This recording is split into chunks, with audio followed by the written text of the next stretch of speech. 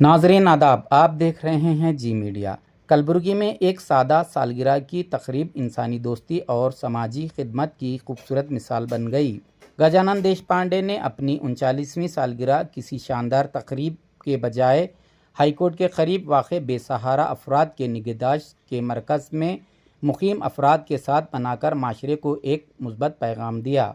इस मौके पर गजानन देशपांडे ने अपने दोस्तों के हमरा केक काटा और मरकज़ के तमाम मकीनों के साथ खुशियाँ बांटीं। बादअज़ां तमाम अफराद में खाना भी तकसीम किया गया, जिसे हाज़रीन ने एक काबिल तहसीन और इंसान दोस्त इक़दाम करार दिया। इस मौके पर गजानन देशपांडे के दोस्तों ने कहा कि सालगिरह मनाने का असल मकसद सिर्फ ज़ाती खुशी का इजहार नहीं, बल्कि ज़रूरतमंद और बेसहारा अफराद के चेहरों पर मुस्कुराहट लाना और माशरे में खिदमत खल्क़ के जज्बे को फ़रोग़ देना है।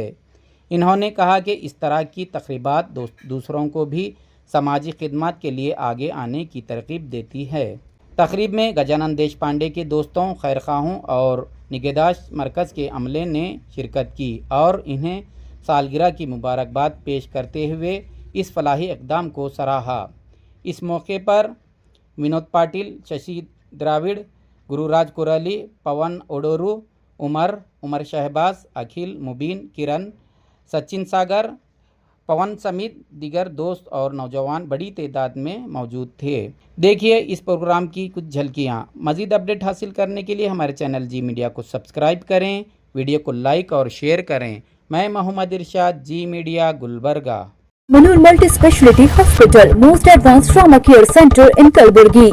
Admissions are open for 1st to 10th standard at Gulshan-e-Atfal English and Urdu Medium School, GDA Layout, Santrashwari, Gulbarga. Wings Academy, helping students to reach their potential. Educational solution for all at one spot. Opposite Ammar Function Hall, MSK Mill, Ring Road, Kalburgi. ಮೊದಲನೇದಾಗಿ ಎಲ್ಲರಿಗೂ ನಮಸ್ಕಾರ. ಪ್ರತಿ ವರ್ಷದಂತೆ ಈ ವರ್ಷವೂ ಕೂಡ ನನ್ನ ಹುಟ್ಟುಹಬ್ಬ ಕಲಬುರಗಿಯ ನಿರಾಶ್ರಿತರ ಆಶ್ರಮದಲ್ಲಿ ಒಂದು ಅರ್ಥಪೂರ್ಣವಾಗಿ ಈ ನಮ್ಮ ಗೆಳೆಯರ ಬಳಗ ಎಲ್ಲರೂ ಗೆಳೆಯರ ಬಳಗ ವತಿಯಿಂದ ಆಚರಿಸ್ತಾ ಇದ್ದೇವೆ. ಪ್ರತಿ ವರ್ಷ ಕೂಡ ನಾವು ಏನಾದರೂ ಒಂದು ಸಮಾಜಮುಖಿ ಕೆಲಸಗಳನ್ನು ನಾವು ಮಾಡ್ತಾನೆ ಇರ್ತೇವೆ ಮತ್ತು ನಮ್ಮ ಸಂಘಟನೆ ಕೆಲಸ ಕೂಡ ಕನ್ನಡ ನಾಡು ರಕ್ಷಣಾ ಪಡೆ ಈ ಕೆಲಸಗಳು ಏನೇ ಇದ್ದು ಸಮಾಜಮುಖಿ ಕೆಲಸ ಮಾಡ್ತಾ ಇರ್ತೇವೆ. ಆಮೇಲೆ ಈ ಸೋಷಿಯಲ್ ವರ್ಕರ್ ಆಗಲಿ, ಇದು ಸೋಷಿಯಲ್ ವರ್ಕ್ ಆಗಲಿ, ಸಮಾಜದಲ್ಲಿ ಏನೇ ಒಂದು ಒಳ್ಳೆಯ ಕೆಲಸ ಆಗಲಿ ನಾವು ಅದು ಕೆಲಸ ಮಾಡ್ತಾನೆ ಇರ್ತೇವೆ. ಪ್ರತಿ ವರ್ಷ ಕೂಡ ನಾವು ಈ ಒಂದು ಆಶ್ರಮಗಳಲ್ಲಿ ಎಲ್ಲೇ ಊಟದ ವ್ಯವಸ್ಥೆ ಮಾಡ್ತೀವಿ. ಮತ್ತು ಈ ಬೆಂಗಳೂರಲ್ಲಿ ಇವತ್ತು ಪ್ರಶಾಂತ್ ಚಕ್ರವರ್ತಿ ಅನ್ನುವಂಥ ನಿರಾಶ್ರಿತ ಆಶ್ರಮ ಇದೆ, ಅಲ್ಲೂ ಕೂಡ ಒಂದು ಹೊತ್ತಿನ ಊಟದ ವ್ಯವಸ್ಥೆಯನ್ನು ಅಲ್ಲಿ ಮಾಡಿದ್ದೀವಿ ಇವತ್ತು.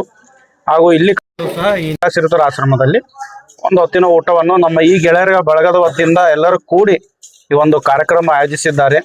ಎಲ್ಲ ನಮ್ಮ ಗೆಳೆಯರ ಬಳಗರಿಗೆ ಧನ್ಯವಾದಗಳನ್ನು ತಿಳಿಸ್ತೇನೆ.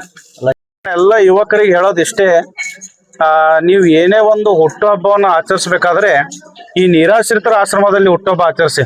ನಿಮಗೆ ಅಲ್ಲಿ ಒಂದು ಖುಷಿ ಸಿಗುತ್ತೆ. ಹೊರಗಡೆ ಎಲ್ಲಾದರೂ ಕೇಕ್ ಕಟ್ ಮಾಡಿ ಆ ರೋಡಿಗೆ ಬಿಸಾಡೋಕ್ಕಿಂತ ಇವ್ರಿಗೊಂದು ಟೈಮಿಂದ ಅದು ಕೇಕ್ ತಿನ್ನಿಸೋದ್ರಿಂದ ಅವ್ರ ಹೊಟ್ಟೆ ತುಂಬುತ್ತದೆ, ಅವ್ರಿಗೆ ಖುಷಿನೂ ಆಗುತ್ತೆ, ಅವರು ನಿಮಗೆ ಒಂದು ಆಶೀರ್ವಾದ ಕೂಡ ಮಾಡ್ತಾರೆ. ಹಾಗಾಗಿ ಎಲ್ಲ ಯುವಕರಲ್ಲಿ ಒಂದು ಮನವಿ ಏನು ಮಾಡ್ತೀನಿ ಅಂತಂದ್ರೆ, ಯಾವಾಗಲೂ ಹುಟ್ಟುಹಬ್ಬ ಮಾಡಿ ಒಂದು ಹೊತ್ತಿಂದ ಊಟದ ವ್ಯವಸ್ಥೆ ಈ ನಿರಾಶ್ರಿತರ ಆಶ್ರಮದಲ್ಲಿ ಬಡವರಿಗೆ ಕೇಕ್ ಕಟ್ ಮಾಡೋದ್ರ ಮೂಲಕ ಆಚರಿಸ್ಬೇಕಂತ ಹೇಳಕ್ ಇಷ್ಟಪಡ್ತೀನಿ. ಕನ್ನಡ ರಕ್ಷಣಾ ಪಡೆಯ ರಾಜ್ಯ ಕಾರ್ಯದರ್ಶಿಗಳಾದ ಗಜಾನನ ದೇಶಪಾಂಡೆ ಅಣ್ಣವರ ಹುಟ್ಟುಹಬ್ಬವನ್ನು ನಿರಾಶ್ರಿತರ ಕೇಂದ್ರದಲ್ಲಿ ಊಟ ಮಾಡಿಸುವ ಮೂಲಕ ಹುಟ್ಟುಹಬ್ಬವನ್ನು ಅಭೂತಪೂರ್ವವಾಗಿ ಆಚರಿಸಿಕೊಳ್ತಾ ಇದೆ. ಪಾಟೀಲ್, ಮಂಜು, ಅಖಿಲ್, ಉಮರ್,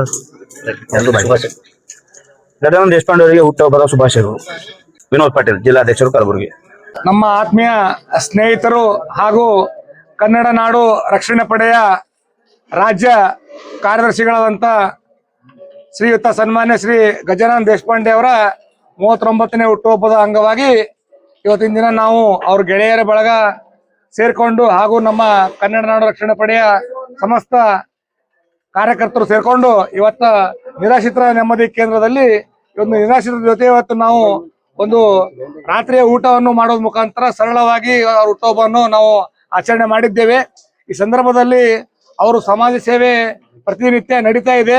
ಆ ದೇವರಲ್ಲಿ ನಾವು ತಮ್ಮ ಮಾಧ್ಯಮದ ಮುಖಾಂತರ ಕೇಳ್ಕೊತಾ ಇದ್ದೇನೆ, ಇದೇ ರೀತಿಯಾಗಿ ಅವರ ಸಮಾಜ ಸೇವೆ ಮಾಡಲಿಕ್ಕೆ ನಿರಂತರವಾಗಿ ಶಕ್ತಿಯನ್ನು ದೇವರು ಅವರಿಗೆ ಹೆಚ್ಚಿನ ರೀತಿಯಾಗಿ ಕೊಡ್ಲಿ ಅಂತೇಳಿ ನಾನು ಮಾಧ್ಯಮದ ಮುಖಾಂತರ ಆ ದೇವರಲ್ಲಿ ಪ್ರಾರ್ಥನೆ ಮಾಡ್ಕೋತಾ ಇದ್ದೇನೆ.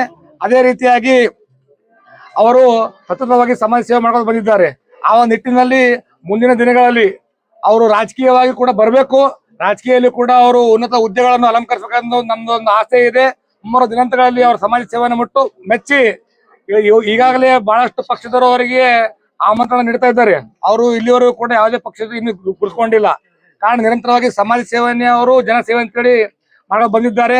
ಮುಂದಿನ ದಿನಗಳಲ್ಲಿ ಎಲ್ಲ ಜನರ ಆಶೀರ್ವಾದ, ದೇವರ ಆಶೀರ್ವಾದ ಅವ್ರ ಮೇಲೆ ಇರ್ಲಿ ಅಂತೇಳಿ ಈ ಸಂದರ್ಭದಲ್ಲಿ ನಾನು ಮಾಧ್ಯಮದ ಮುಖಾಂತರ ಆ ಪರಮಾತ್ಮನಲ್ಲಿ ಪ್ರಾರ್ಥನೆ ಮಾಡ್ಕೊತಾ ಇದ್ದೀನಿ.